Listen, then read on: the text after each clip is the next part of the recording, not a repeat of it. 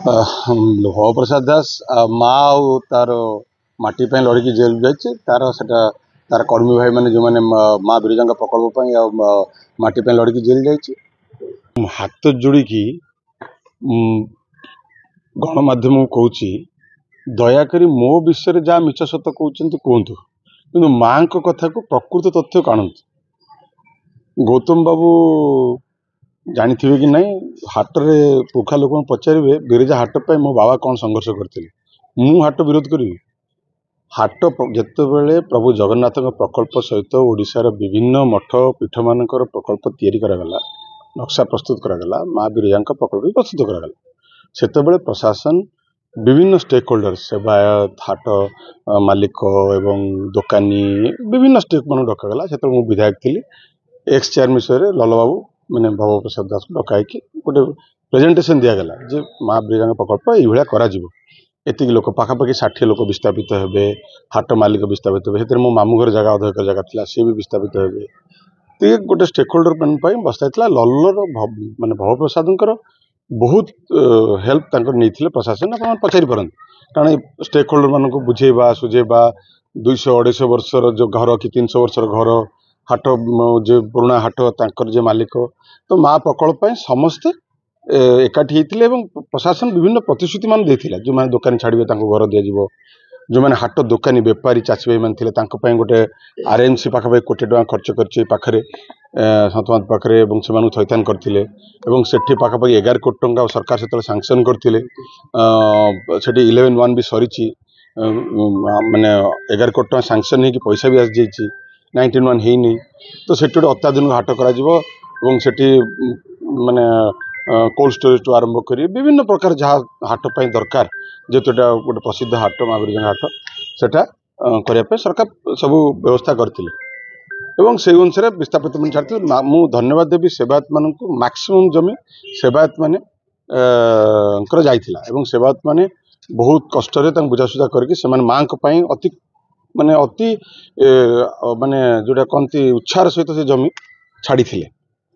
ଏବଂ ହଠାତ୍ ଜଣାଗଲା ଯେ ବେପାରୀ ଭାଇମାନେ ଏବଂ ଚାଷୀ ଭାଇମାନେ ଚାହୁଁଛନ୍ତି ଯୋଉଠି ହାଟ ଚାଲିଛି ସେଇଠି ଚାଲୁ। ମୋ ପାଖକୁ ଯେଉଁମାନେ ବିସ୍ଥାପିତ ମାନେ ଆସିଲେ, ମୁଁ ବି ଚାହିଁବି ସରକାର ହେଉଛି ସମସ୍ତଙ୍କର, ଲୋକମାନେ ଯାହା ଚାହିଁବେ ସେୟା ହଉ। ଯଦି ଚାଷୀ ଭାଇମାନେ ବେପାରୀ ଭାଇମାନେ ଚାହୁଁଛନ୍ତି ସେଠି ହାଟ ପାଇଁ, ନିଶ୍ଚିତ ହଉ। ଭବ ପ୍ରସାଦ ଦାସ ବାରମ୍ବାର ପ୍ରଶାସନ ପାଖକୁ ଯାଇଛନ୍ତି, ବିଭିନ୍ନ ଷ୍ଟେକ୍ ହୋଲ୍ଡର ପ୍ରଶାସନ ପାଖକୁ ଯାଇଛନ୍ତି।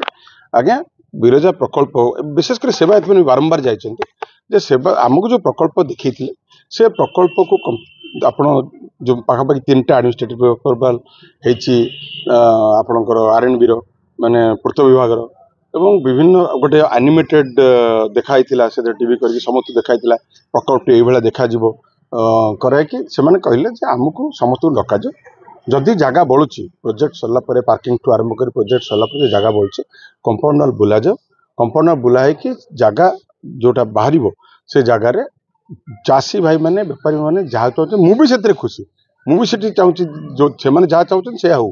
କିନ୍ତୁ ମା ବିରଜା ପ୍ରକଳ୍ପ ଯୋଉଟା ଅରିଜିନାଲ ପ୍ରକଳ୍ପ, ସେଥିରେ ସାମାନ୍ୟତମ ଟିକେ ନ ହୋଇଯାଉ, କାରଣ ସମସ୍ତେ ଯିଏ ଭିଟାମାଟି ଛାଡ଼ିଛି ସେ ବି ଭବ ପ୍ରସାଦ ଉପରେ ପ୍ରେସର ପକାଉଛନ୍ତି।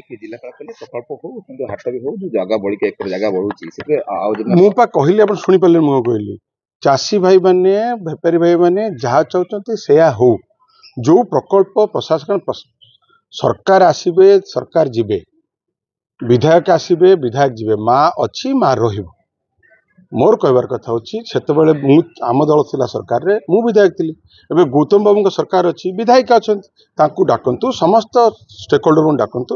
ସେମାନଙ୍କୁ ପ୍ରଶାସନ କ'ଣ କହିଥିଲା, ସେମାନଙ୍କୁ କ'ଣ, କାରଣ ସରକାର ପ୍ରଶାସନ ତ ବଦଳିବନି ନା, ପ୍ରଶାସନ ସେମାନଙ୍କୁ କ'ଣ କହିଥିଲା, କ'ଣ ପ୍ରତିଶ୍ରୁତି କରିଥିଲା, ପ୍ରୋଜେକ୍ଟ କ'ଣ ଦେଖେଇଥିଲା, ପ୍ରୋଜେକ୍ଟର ବର୍ତ୍ତମାନ ଆଡମିନିଷ୍ଟ୍ରେଟିଭ ମୋ ପାଖରେ ସବୁ ଅଛି।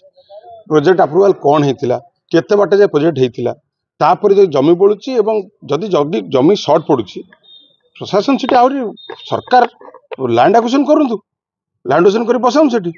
ଆମେ ତ ଲ୍ୟାଣ୍ଡ ଆକ୍ୱିଜିସନ କରିକି ବସେଇଛୁ ଏପଟେ, ଆମେ ପଇସା ବି ଦେଇଥିଲୁ ସେତେବେଳେ ଲ୍ୟାଣ୍ଡ ଆକ୍ୱିଜିସନ କରିକି ଏଠି ବେଟ କରିବା ପାଇଁ। ଯଦି ଚାଷୀ ଭାଇମାନେ ବେପାରୀ ଭାଇମାନେ ଚାହୁଁଛନ୍ତି ସେଠି କରାଯାଉ। ଯେତେ କରାଯିବ ସେତେ ତାଙ୍କ ପାଇଁ ଭଲ। ଏ ଲୋକଙ୍କ କଥା ସବୁବେଳେ ସରକାର ଶୁଣିବା ଦରକାର। ସେଠି ଯଦି ଜମି ମୋର ଦି ଭାଇ ସେଠି ଅଛନ୍ତି, ମାମୁ ଭାଇ ନା ମାମୁ ପୁଅ ଦି ଭାଇ ଅଛନ୍ତି, ସେମାନେ ଜମି ତାଙ୍କ ପଇସା କୋର୍ଟରେ ଡିପୋଜିଟ୍ ହେଇଛି, ଯଦି ସେମାନେ ବୁଝେଇ ପାରୁନାହାନ୍ତି ମୋ ଭାଇଙ୍କୁ, ମୁଁ ବି ତାଙ୍କ ସହିତ ସହଯୋଗ କରିବି ମୋ ଭାଇମାନଙ୍କୁ ବୁଝେଇବା ପାଇଁ ଯେ ସରକାର ଯଦି ଜମି ଚାହୁଁଛନ୍ତି ଜମି ଦିଅ ଏବଂ ସେଠି ହାଟ ହଉ। ମା ଏଣ୍ଟାୟାର ଏଫର୍ଟ ହେଉଛି ମା ବିରଜା ପ୍ରକଳ୍ପରେ ସାମାନ୍ୟତମ ଆଞ୍ଚ ନ ଆସୁ। ପ୍ରଶାସନ ଏବେ କହୁଛି, ଆଗରୁ କ'ଣ କରୁଥିଲା, କାହିଁକି ଏତେ ବାଟ ଯିବ, କାହିଁକି ଲଢ଼େଇ ହବ, କାହିଁକି ନିରୀହ ଲୋକମାନେ ଅସୁବିଧା ପଡ଼ିବେ, କ'ଣ ପାଇଁ ପଡ଼ିବେ, ସେଇଟା ତୁମେ ପ୍ରଶ୍ନ ପଚାରୁଛି। ବିଧାୟକ ମାନେ ଆମର ଭବପ୍ରସାଦ ଜେଲ୍ ଯାଇଛନ୍ତି, ମା ପାଇଁ ଯାଇଛି, ଅସୁବିଧା କ'ଣ ଅଛି? ତା ନିରୀହ ଭାଇମାନେ ମିଛ କେସ୍ରେ କରିକି ପୁରଉଛନ୍ତି, କି ମିଛ କାହିଁକି, ସେ ଭାସି ପାଉ, କିଛି ଅସୁବିଧା ନାହିଁ। ମା ପାଇଁ ମରିଗଲେ କ'ଣ ଅସୁବିଧା ଅଛି, କିଛି ଅସୁବିଧା ନାହିଁ।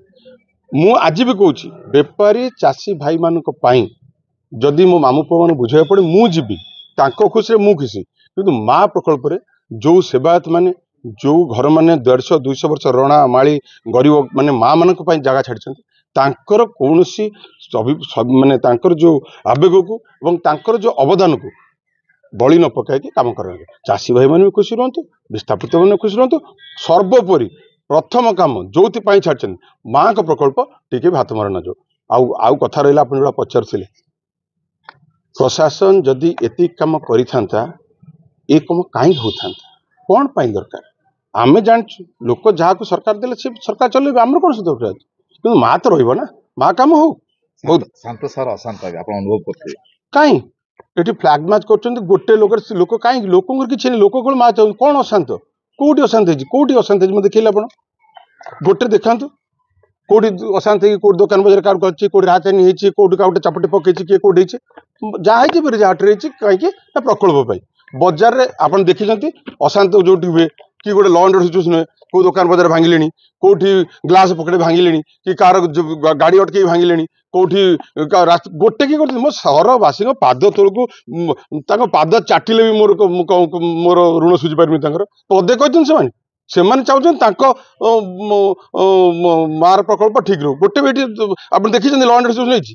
ସରକାର ତାଙ୍କ ଦମ୍ଭ ଦେଖାଉଛନ୍ତି। ଭାଇ ଆମେ ସରକାରଙ୍କ ଦମ୍ଭ ଜାଣିଛୁ, ସରକାର ଆମେ ଥିଲୁ, ସରକାର ଦମ୍ଭ ଆମେ ଜାଣିଛୁ। ଆମେ ମା ପାଇଁ ମରିବା ପାଇଁ ରେଡି ଅଛୁ। Thank you.